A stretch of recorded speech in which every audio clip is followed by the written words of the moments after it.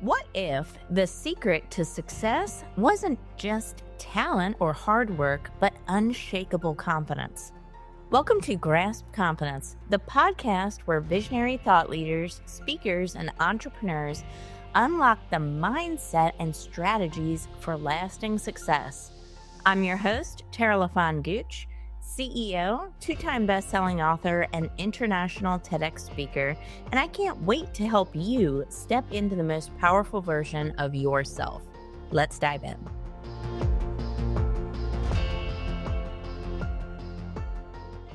Imagine being the CEO of one of the largest companies in the United States and the world, CITGO Petroleum, only to go to Venezuela for a business meeting and unexpectedly get detained and put in prison for 5 years unjustly.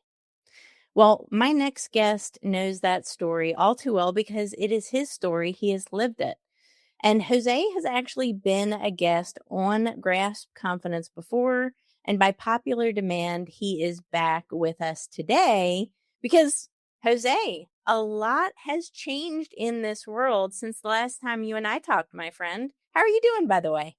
Well, I'm doing great, but it's funny what you're saying because I don't know if I talked with you when I was in your show that when I came back, I was done with oil and gas because I did my life, all my life career there, but because of the situation for me was so dramatic that I didn't want to know absolutely nothing about that. So I pivoted my career and began to do coaching and do conference and wrote a book and blah blah blah and begin to do the podcast, all the stuff. And suddenly in January 3 happened that they and took Maduro. And for me, my life changed because now everybody began to look at me. Hey, this guy knows about what we're talking about. The American companies coming back. And so I had done, I don't know, like 15 interviews in a row all this week. And now I'm kind of the expert in the, I didn't want to play that role, That wasn't my intention, honestly. Well, that wasn't your intention, Jose, but I mean, the story is so incredible. And, I'm really glad that you shared it and had the bravery to share it. Not just on Grasp Confidence podcast, but on so many different news networks and podcasts as well. And obviously, I know you're a speaker, you're on stage, you're talking about things like resilience, you're talking about purpose, you're talking about leadership.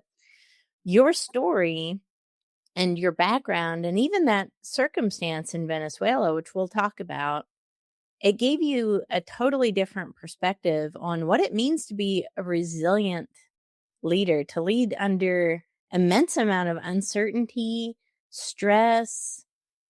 It's almost unfathomable. So I commend you, my friend, because you do have one of those stories that people don't forget. Yeah, well, it's what it is. Yeah. I love it. You're such an upbeat person too. And one of the things that always resonates with me every time I talk to you is I can just feel your gratitude for every situation, right? And I think we all have a lot to learn in regards to that. But take us, to this situation that's going on right now. Venezuela was recently liberated. Former president, it's hard to call him president because he didn't have that title. He didn't get that title through election, right? Mm-hmm. Nicolás Maduro. I really hope the hostage situation improves and a lot of people that are there get free. I don't know what the recent hostage situation is, but you have boots on the ground experience like nobody else. So I would love to hear just a little bit about what your thoughts are. Yeah, well, regarding the hostage situation, the political prisoners in Venezuela, there were around 1,000 people. And up to today, they have released like 400. and the 5 Americans that they had, they were released yesterday. So the people maybe are coming back to the U.S. today. So that but this is not happening because these guys are good. It's because they have literally Trump has them a gun in their head, literally. So let me tell you something for your audience. Nicolás Maduro was taken, yes.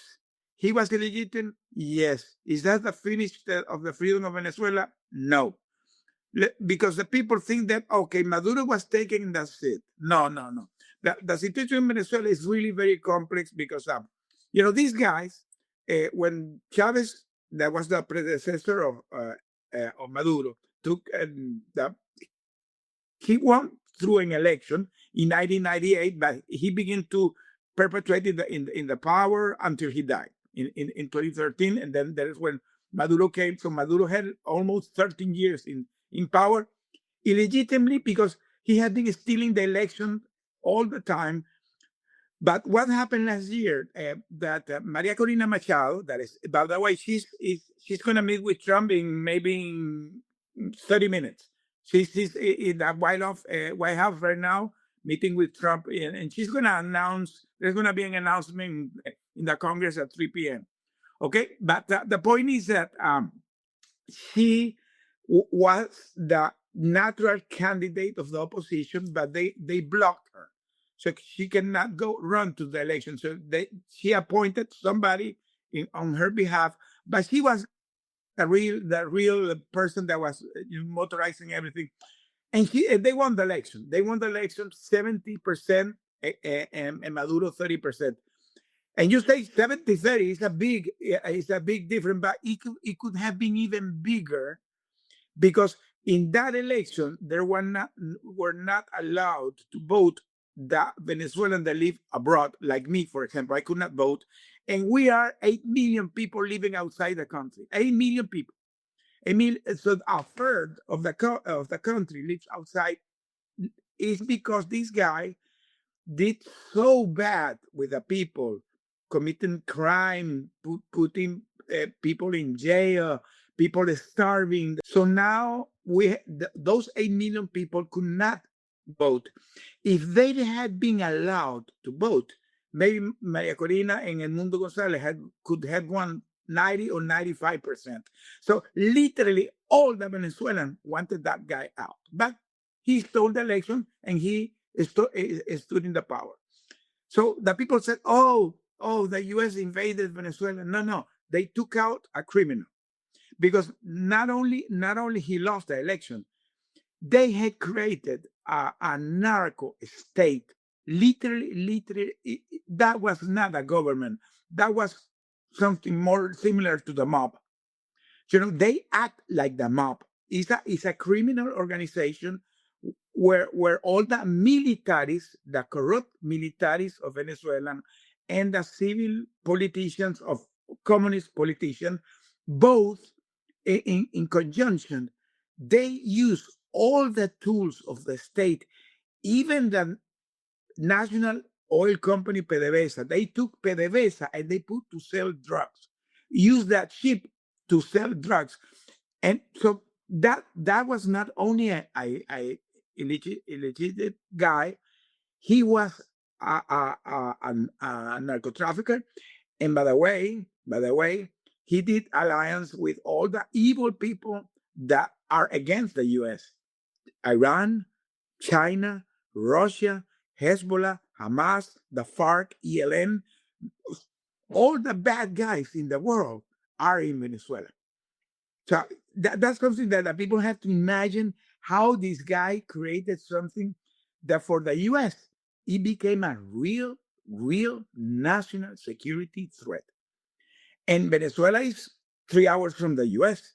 So literally, this is not China, this is not Russia, this is not Iran, this is here in the border with the U.S. So you have your worst enemies almost in front of you. So for the U.S., honestly, I don't know how it took so long to take the decision because this is not happening since yesterday. This has more than 2 decades happening. And I'm going to tell you something, Sarah. Tara, the former president were blind because all of us, the Venezuela, knew that that was happening. I was very, very aware that that was happening. For me, it was not a surprise.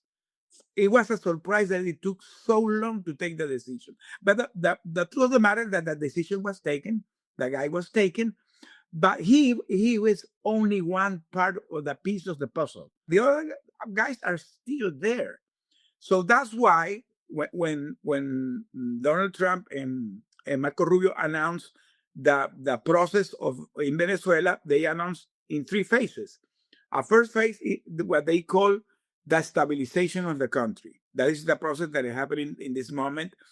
Why that? Why they didn't appoint immediately Maria Corina Machado as the president that she won the election? Because if Maria Corina goes immediately to Venezuela, they're gonna kill her because these guys are still there. They have weapons, and they're evil. So they need to stabilize the country. What that means? Well, they have to begin to take out. There are still some operations that have to be done to stabilize the country. It will take some time. Then comes the second phase, what they call the revamping of the economy, and there is where comes the announcement of Trump of bringing back the U.S. oil and gas companies. But this is something that is also is a very complex process. If you read my newsletter that I posted today, I talk about it. Read it carefully. I did a complete analysis of that situation. What happened? Let me tell you something, Tara. In 1990s, Venezuela went to a process because Venezuela it has always been like a carousel, ups and down, because everything is related to the oil. So when the prices are up, the economy is good. When the prices are down, the economy is bad. So in 1990, Venezuela was going through a big economical crisis, and because the prices of the oil were very depressed. And Venezuela and PDVSA, the national oil company, didn't have money to continue investing in the oil and gas, and it was depleting. So the authorities of PDVSA at that time created a plan to do a controlled privatization. It was not an openly privatization. It was a privatization but controlled by PDVSA. That process was called apertura petrolera, the petroleum opening. It was a privatization. So they divided the country, all the areas in blocks, and they did bidding, international bidding. During 1990, there was a process because the Venezuelan oil prices were very depressed. The international oil price was very depressed, and PDVSA, the national oil company, didn't have money to invest. So the economy was going down. It was a very big crisis, and the people that were in the government at that time and the officers of PDVSA, they created a figure that it was like a controlled privatization that they called apertura petrolera. Apertura petrolera in Spanish means the oil opening. So what they did, they all the Venezuelan oil and gas areas, they divided by blocks. And they divided by blocks in three categories. Those blocks are very, very mature. That was very heavily extracted the oil. That were mature. They needed a lot of money, and economically were not so attractive. So those blocks, they created in a process that they call the production agreements, operational agreements. The companies that came to take care of those blocks, they were like contractors. They acted like a contractor. So they did maintenance, and they took the oil, and they were paid a fee for each barrel that they took it out. That was one process. There were some major projects. That's the one that Trump was referring that they sold the companies and the assets, because there were four big projects that were the association agreement was the name that they gave, and those four big projects was billions of dollars of investment, because they built four upgraded. There are like four refineries, big, huge. I was there. Everything that I'm telling you, I was there. So I know very well what happened there. And so they create a very big oil complex that is in the northern area of Venezuela called the Complejo Petroquímico José Antonio Anzuategui. It's huge. It's massive. It's almost a city of refineries. That area produce almost 1 million barrels per day, only in that area, only in that area. And those four big complexes were operated by Conoco, Chevron, ExxonMobil, Total, and Statoil. Five big companies. Mhm. So they stayed during 1990 until 2007, 17 years working as a private company. And as I said, I was there. I was there by that time.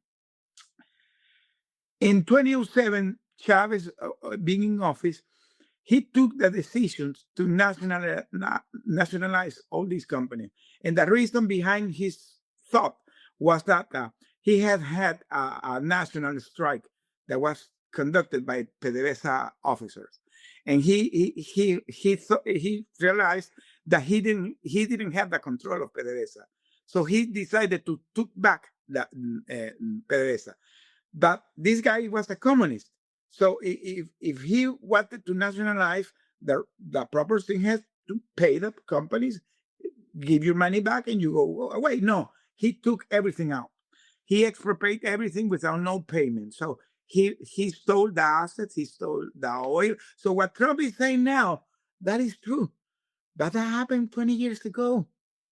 So now is that the people are awakening that that's happening. So for me, it has been a surprise how long took that the U.S. open their eyes. Honestly, okay, but okay. So now Trump said, okay, now I want these companies back. We're gonna return them their asset. They're gonna repay their loan, and they're gonna invest huge amount of money and revamp the economy. Great.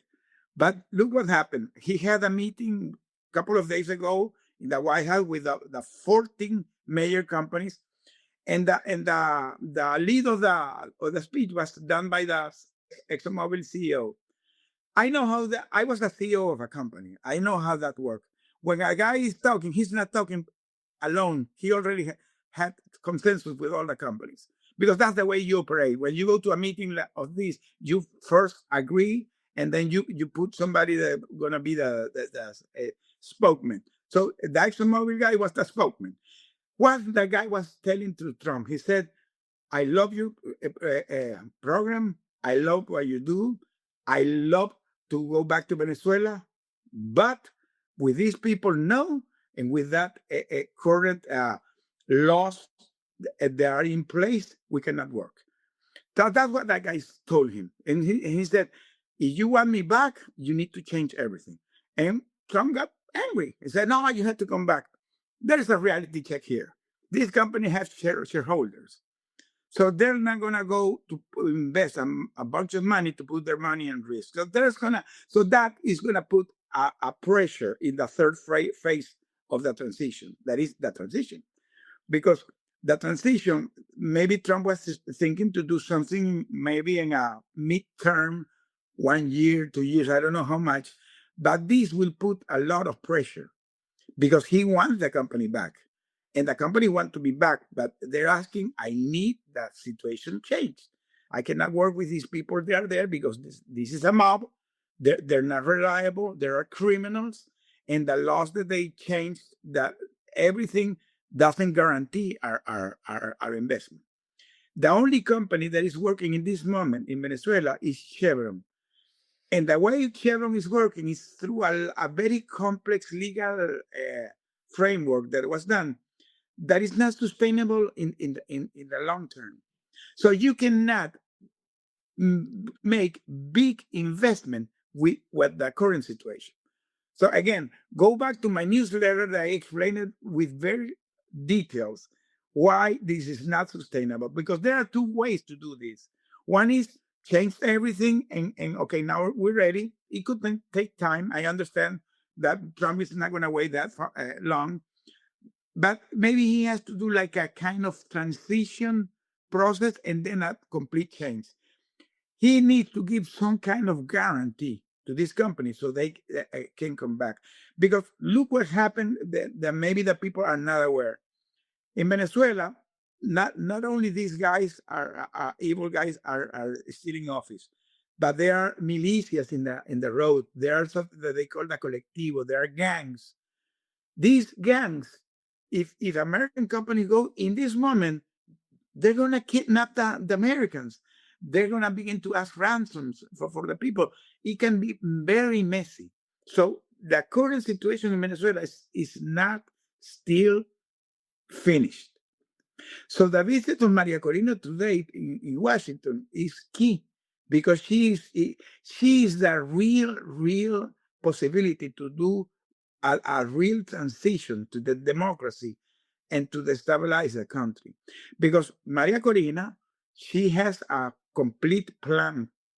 And why I know? Because her advisor and the oil and gas program was my boss during years. So I know So you know him very well, right? I know him very well. I know him very well. I have talked with him, so I know what they have a plan to transition everything and become Venezuela in the midterm the energy hub of Latin America, and it would happen if the things are done properly. It will happen. It will happen because Venezuela has the assets. The assets are there, are very in very bad shape. What that they need is only money to invest. And if the company come with a $100 billion, the money is going to be there first. So the money is there. The assets are there. The oil is there.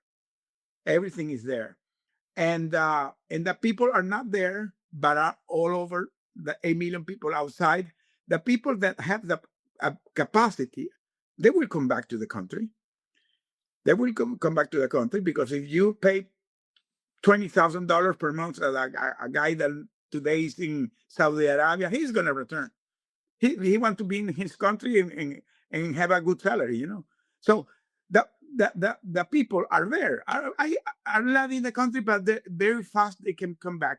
So I see this, if it's done properly, an incredible moment to the wealth for the countries, both Venezuela and the U.S. Because what will happen to the U.S. with this? The people maybe are not aware of this, but here in the U.S., and this is something for your audience to think. Why the oil and gas increases so fast here in the U.S. since the last decade after the discovery of the fracking? Okay, so the fracking has been a very complex technology to move the production of here in the U.S. from 2 million barrels per day to almost 13. But the problem with the fracking is that in the long run, it is going to begin to deplete because you have to be putting more and more money and more money. At some point, economically, it's going to be very difficult to maintain in the time. But you have now Venezuela in front of you that has oil that doesn't have the complex of the fracking. So if you begin to produce in Venezuela, you're going to bring this oil here. All the refineries in the Gulf Coast, the perfect fit for all those refineries is the Venezuelan oil.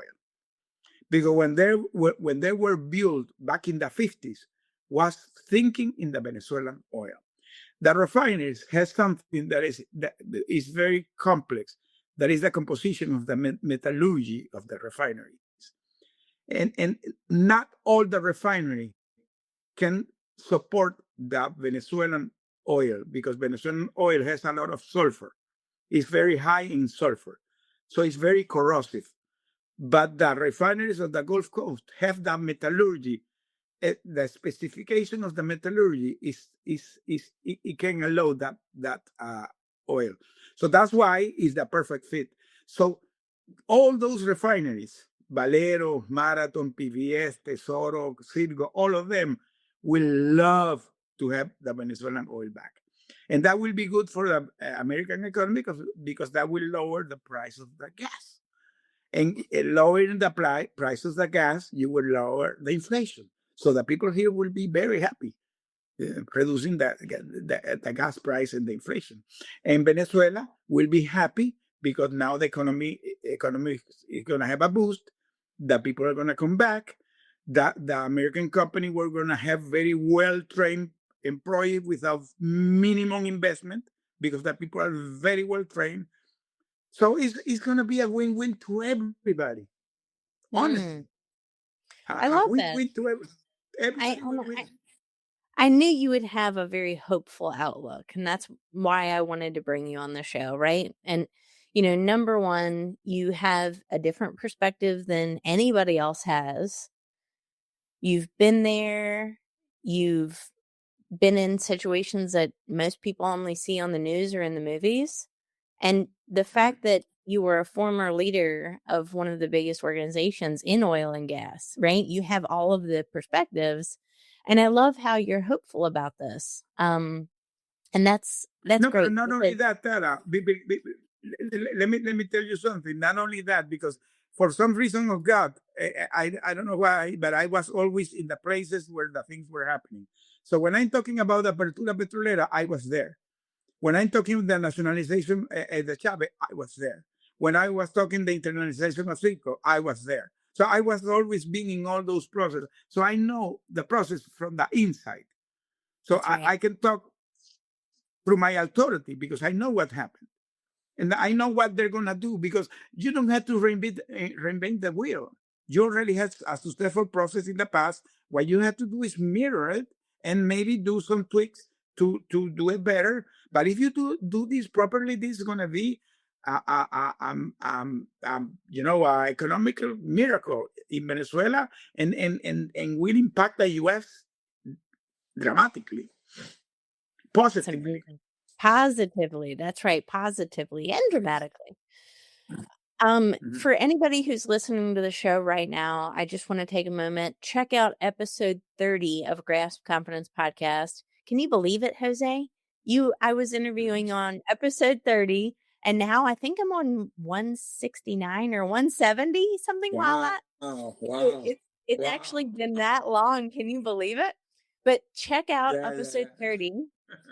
Check out episode 30 for Jose's original interview where he talks in depth about his experience in Venezuela. All right. So I will just leave everybody with that. Jose, I'm glad you have a really positive outlook. I'm ecstatic that hostages are right now being released from Venezuela from Mhm, wrongful imprisonment. I'm hopeful, mhm. like you're saying, that not only the Venezuelan people will experience a good boom, but also us here in the United States as well. Any last words of wisdom that you have for the audience of uh, based on your experience or anything like that you want to share with us? Well, the only thing because here in the U.S. there's a wing in the politics that only because they're against the current administration, they're trying to block everything and with the narrative that they invaded the country and they took a president. That guy is a criminal. He's not a president. Period. He's not a president. So starting, he's not a president. He was not legitimate. He was a criminal. He was taken, and the country is very happy. Everybody, if you do a poll today, more than 90% will approve that. And the other thing that people want to return back to democracy. Even the Chavistas are sick and tired of the situation. The people get exhausted that this guy did something that you cannot imagine. Rockefeller always said that the best business in the world was a oil and gas business run properly, and the second best was a business oil and gas run improperly. And so even improperly, it was good. This guy destroyed that. So they did it so bad that they destroyed it. It's incredible. Can you imagine, Tara, that we have the biggest reservoir of oil in the world? and the people doesn't have gas to run a car. Sometimes they had to go to Colombia to take gasoline in the border, or people sometimes had to stay 2 days in a gas station in a line, 2 days sleeping in the gas station to fill the pump. In the richest country of Latin America in the past, and the biggest oil reservoir in the world, it's ridiculous. It doesn't even make sense. It's incalculable, right? The level of mismanagement, greed, Mm-hmm. terrible leadership, Corruption. The problem is the corruption. corruption. You know what happened recently? That the Switzerland government had unfold that they found in a Swiss bank that Nicolás Maduro had. Hear this: 175 tons of gold in his name. Wow. So he has more money than Elon Musk. Oh my gosh, we should distribute that, right? I'll take some. So Wow.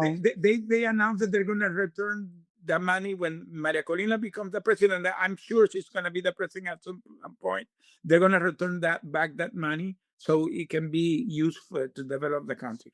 Venezuela, we're going to have we have suffered so much. The Venezuelans have suffered so much that I'm excited to see what is going to be the outcome in the near future, in the next years, how we're going to bounce back. And now I you know that I'm a God believer. I know that God does things in the right time. And Venezuela has, all the country has gone through a valley, a full valley. And the people of Venezuelans during those 20 years created, developed a so strong resilience. All over the world, the Venezuelans, where they have gone, they have been, creating businesses, doing things.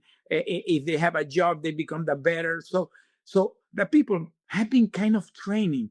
God has been training the people. So those people are going to return back to our country, very well equipped, very well trained, and with that high, uh, feeling in their heart to rebuild the country. Venezuela is going to blossom in the future. Everybody will love to go to Venezuela, and you will know how beautiful is Venezuelan landscape. We have beautiful beaches, we have beautiful mountains, we have beautiful waterfalls. Venezuelan people. One of the guy that was with me, Tara, that was released yesterday, Roland, my very good friend, and tried to talk with him. He's a very famous Venezuelan journalist. When we were there, we did morning walk, rebuilding the country. And this is a guy that maybe he's gonna become the tourism ministry of the new government. He has so beautiful idea to rebuild the tourism in the country. So, and if this guy becomes the next ministry of that area, oh wow, he has so incredible ideas how to bring back that tourism to Venezuela like it was in the past. So there is going to be a lot of things happening in Venezuela in the near future. I'm excited. I'm ready. I'm ready to go. I'm ready to Yeah. experience the culture, So go on the you beach. went to Costa Rica recently? Was Costa Rica? Was you were? Belize. Belize. Well, next time you're gonna do the podcast is in Venezuela. I'll take it. I'll take it. I never say no to the beach, right?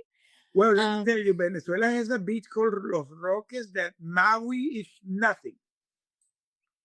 I'm there. Let's go. We'll go together, Jose. Well, I love this conversation. I'm so grateful for you. I'm grateful you're in my life.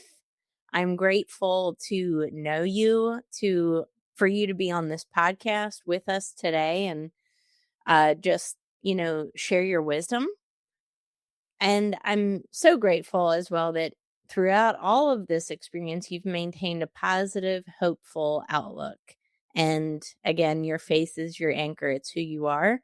So, so grateful for you, my friend. And thank you. Thank you for coming back on the show today. Of course, you know you're welcome back anytime. Okay, Love I it. hope that you audience enjoy this program. It has a Absolutely. better understanding of what's going in Venezuela. And last word to your audience: if you hear somebody talking stupidities about oh, don't hear what I'm saying. What I'm saying is what most Venezuelans are thinking. If you do a poll today, maybe 90 or 95% of the Venezuelan will agree with every word I said here. Absolutely. I love that. Jose, where can people find you and what can they hire you for? I know that you are on every single major news outlet there is. I know you're on every stage imaginable. Every time I look and I see Jose, you're on another stage, you're speaking, you're podcasting. And let Where me can tell you, be ready this weekend because I'm going to announce it. I'm going to be this weekend with Maria Corina in Miami in event invited to attend as a representation of the political prisoners. So I'm going to be with her. It's going to be attended by Marco Rubio and all the congressmen that have been. So see the picture of during the weekend. Hey, I love that. Jose, fantastic. Keep soaring, my friend. Keep inspiring people from all over the world. What are the best places for people to find you online and book you to speak at their events? Yeah, I have my webpage called joseconnect.com. And in that webpage, you have the landing page for booking me for a speaking event. I also have the book there. I also have my coaching program. If somebody resonate this and want to know, because this topic of Venezuela, many people wants to know it. People are calling me that. So if somebody wants to have a speech in their business or organization or want to go back to do business in Venezuela, I'm here. I can tell you, I can give you a very good advices. So anybody that's hearing me, joseconnect.com, you go there and you can book me there. Oh, I love it. Hire Jose to speak, get him as a guest on your podcast, get him on your news network if you have a news station. Buy his book. All of these things are easy, and hire him as a coach, because I will say this as somebody who has worked with Jose many times, forever. He is the authority on resilience. He is the authority on leadership under pressure in times of uncertainty.